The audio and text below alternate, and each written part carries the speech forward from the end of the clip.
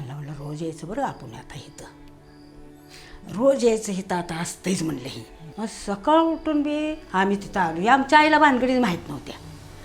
मग सकाळपारी बी आमची बहीण म्हणली शाळा नगन काय नगं म्हणली, राहू दे.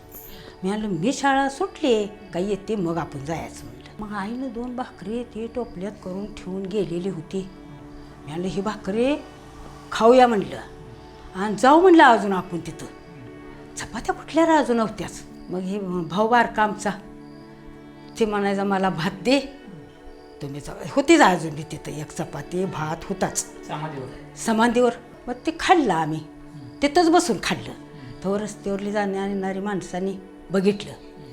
एका माणसानं मारलं आम्हाला. मारल्यावर त्याला म्हणलं हां आणि इथं चपाती आहे मग कुत्रं खाऊन चाललं ना आम्ही घेतली. आम्हाला चपाती नव्हती आमच्या घरी म्हणून आम्ही घेतली.